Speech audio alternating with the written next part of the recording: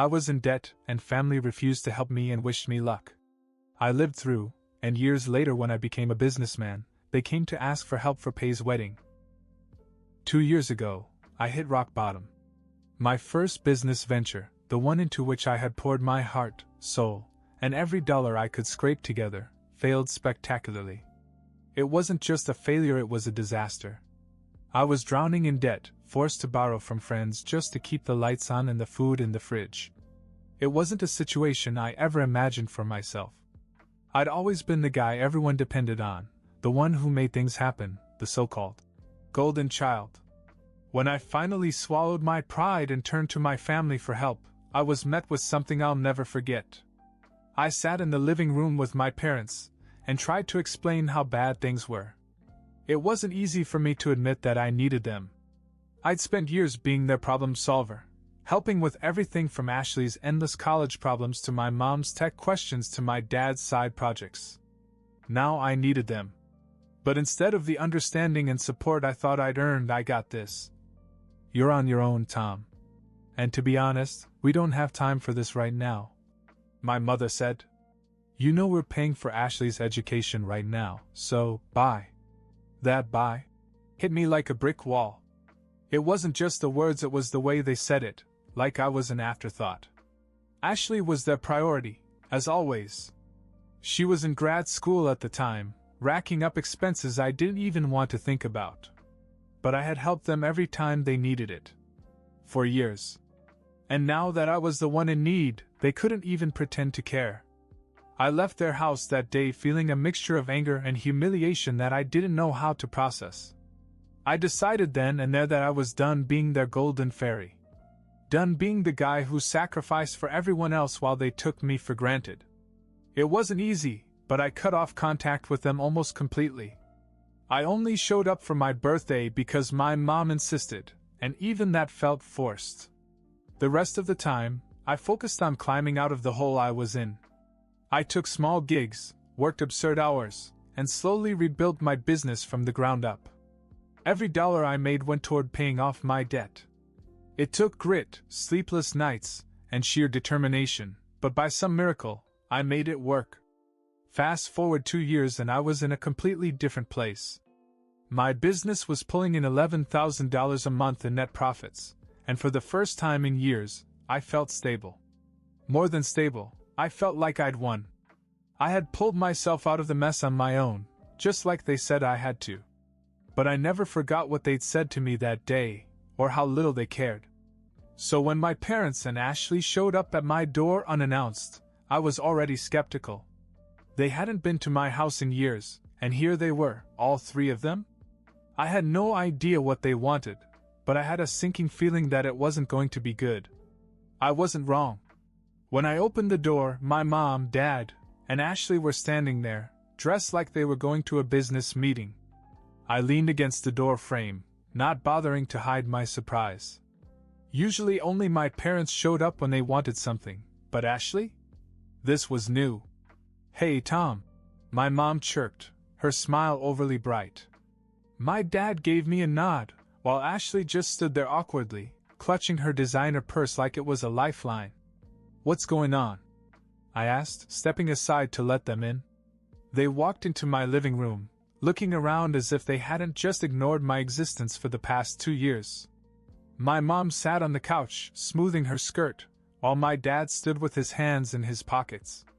Ashley hovered near the window, avoiding my gaze. I stayed by the door, waiting for them to get to the point. Finally, my father cleared his throat. "We're here to talk about something important," he said. I raised an eyebrow. "Important, huh? Let me guess. You need something." My mom's smile faltered for a second, but it quickly recovered. "Well, it's Ashley. She's getting married." That caught me off guard. "Married? Since when?" Ashley finally spoke, her voice barely above a whisper. "Fred and I have been talking about it for a while. He's the one."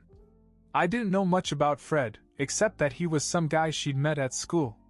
He wasn't exactly the type to make a strong impression, quiet, unassuming, and if I was honest, a little bland. "Okay," I said slowly. Congratulations, I guess. What does that have to do with me? That's when my mom dropped the bombshell. We were hoping you could help pay for the wedding. You know, contribute a little. I couldn't help myself, I laughed. Out loud. You're kidding, right? My dad frowned. Tom, this is serious. Weddings aren't cheap, and we've already spent so much on Ashley's education and her car. We just don't have the money right now. And you think I do? I shot back. After everything? You know what, I'll bite. How much are we talking? Ashley finally turned to me, her eyes wide and pleading. About 30 grand, she said. I stared at her, trying to process what I just heard. 30 grand? Are you out of your mind? It's not just for the wedding, she added quickly. It's for the honeymoon too. Fred and I want to go to Europe. I couldn't believe the audacity. 2 years ago, they'd left me to fend for myself when I was drowning in debt, and now they were asking me to finance Ashley's dream wedding and vacation? You've got to be kidding me, I said, shaking my head. I'm not your personal ATM. Ashley's face crumpled. Please, Tom. I love him so much. She hesitated, then blurted out.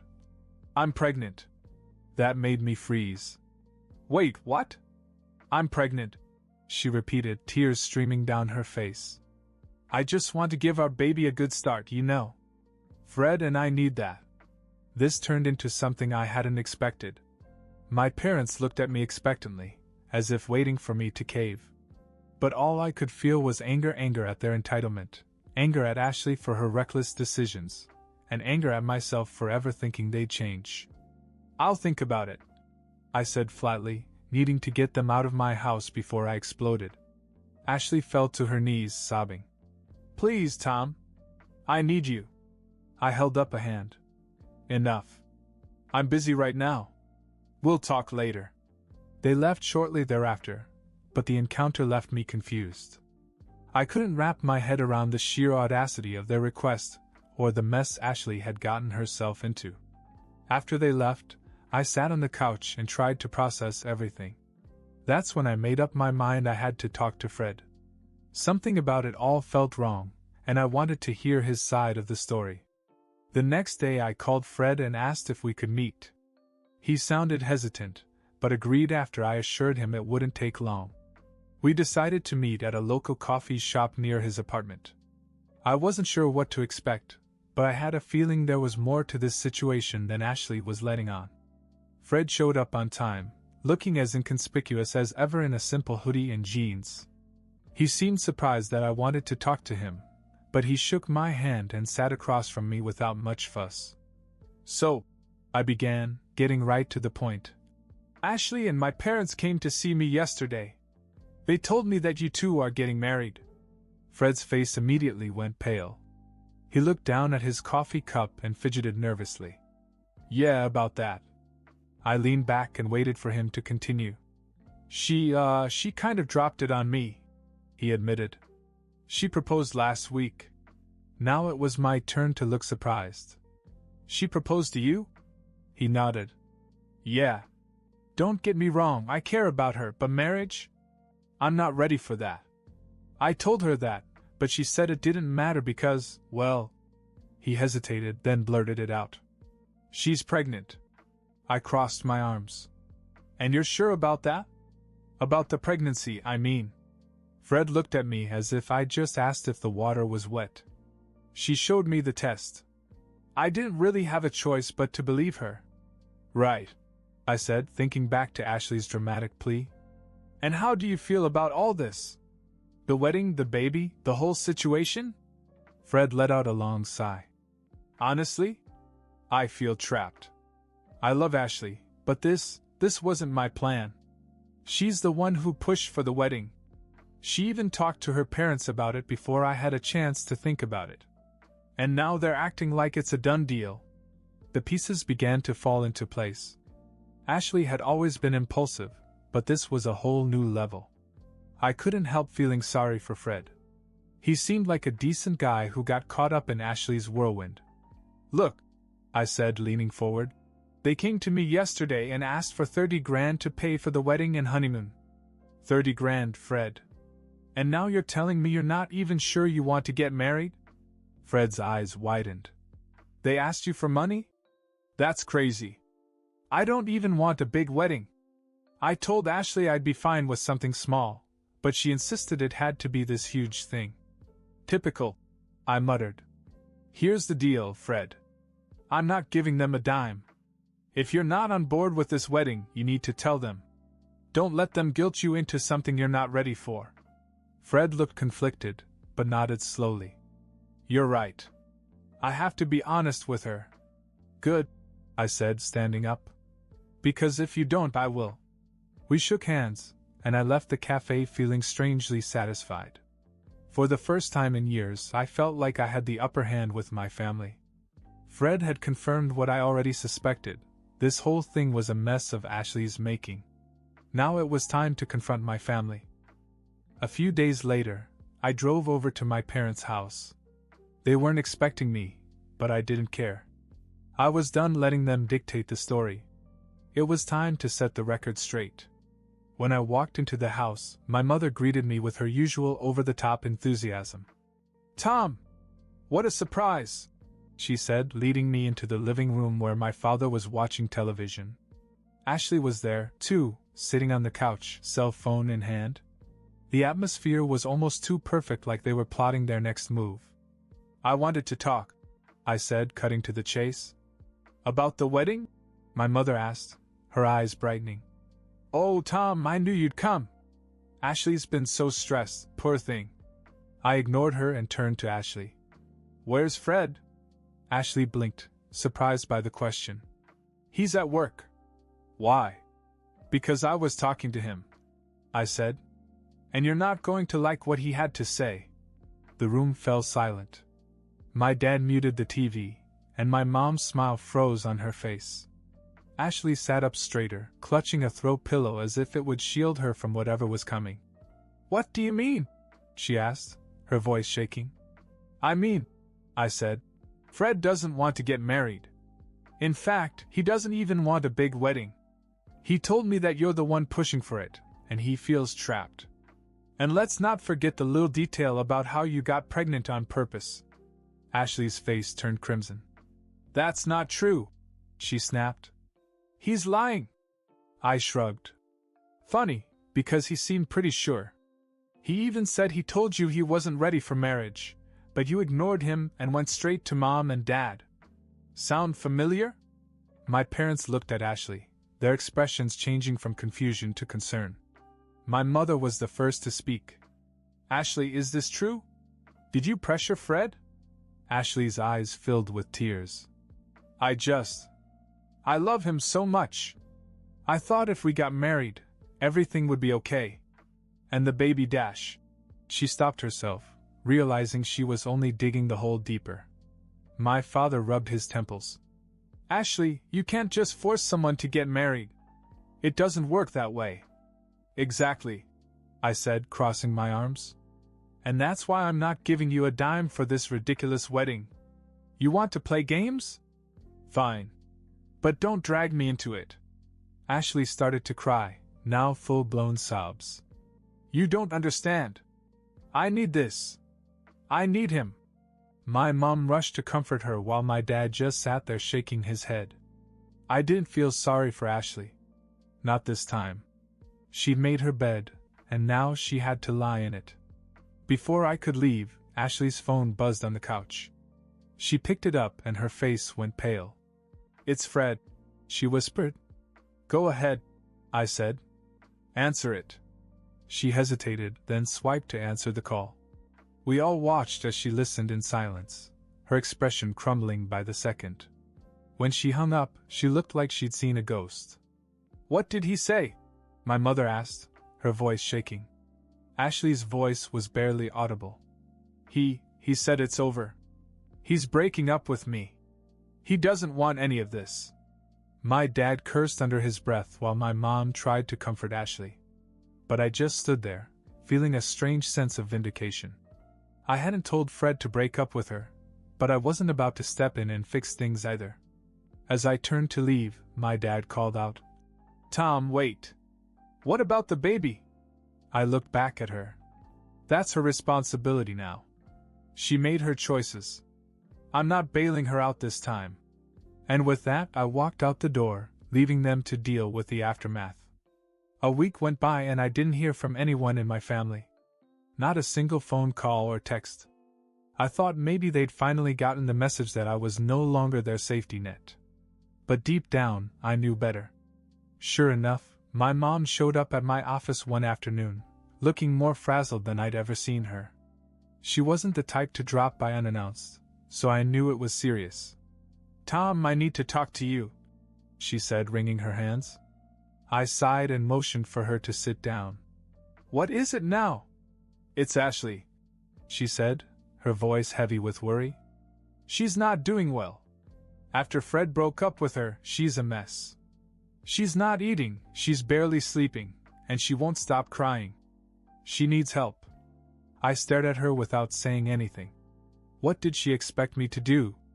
Wave a magic wand and fix everything? "And the baby," she added, her voice breaking. "We're worried about her health. It's early in the pregnancy, but the stress isn't good for her or the baby." I leaned back in my chair, trying to decide how to respond. Part of me wanted to tell her that it wasn't my problem. After all they'd put me through, they didn't deserve my help. But another part of me couldn't ignore the fact that an innocent child was involved. "What exactly do you want?" I finally said. "She needs financial assistance," my mother admitted. "She can't afford to raise a baby on her own, and we're stretched too thin. We do what we can, but it's not enough." I almost laughed at the irony. 2 years ago, they told me to deal with my problems on my own. Now here they were, asking me to do the same for Ashley. "I'll think about it," I said, giving her the same line I'd given them before. "But don't expect me to swoop in and save the day." My mother looked like she wanted to argue, but she held her tongue. "Thank you," she said quietly, and then she left. Over the next few days, I couldn't stop thinking about the situation. As much as I resented my family, I couldn't bring myself to ignore the fact that my nephew or niece would be born into this mess.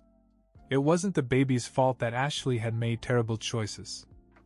So I called my mom and told her I'd help on one condition: Ashley had to be honest with herself and take responsibility for her choices. No more manipulation, no more excuses. If I was going to support her financially, I needed to see some effort on her part. My mother agreed, and a few days later I sat down with Ashley. She looked like a shell of her former self, tired, pale, and completely defeated. "I will help you," I told her. "But only for the sake of the baby. And that's not a blank check. You have to get yourself together. Get a job, take parenting classes, whatever it takes. I'm not going to do it all for you." Ashley nodded, tears streaming down her face. "I understand. Thank you, Tom. I won't let you down." I wasn't sure if I believed her, but at least it was a start. A year later, things had settled down in ways I could never have imagined. Ashley had taken charge of her life. She found a part-time job at a daycare center and started taking parenting classes, showing a commitment I honestly hadn't expected. Her son, Lucas, was born healthy and quickly became the light of the family. I helped out financially when needed, but Ashley also worked hard to provide for him. It wasn't all on me anymore, which was a relief. The biggest surprise came when Fred came forward. He told Ashley that he wanted to be a part of Lucas' life. She was skeptical at first, but Fred followed through. He showed up consistently, helped with the baby, and even co-parented with Ashley. They didn't get back together, but their focus was on Lucas, and that earned my respect. One day we had a little family barbecue at my house. My parents doted on Lucas while Fred and Ashley worked together to entertain him. Watching them, I realized how far things had come. For the first time, it felt like everyone was pulling their weight instead of leaning on me for everything. Ashley came over and quietly thanked me for helping her through it all. I told her she'd done the hard part, she'd grown up and made it work. Lucas brought us together in a way I never expected. The family wasn't perfect, but it was better. And that was enough for me.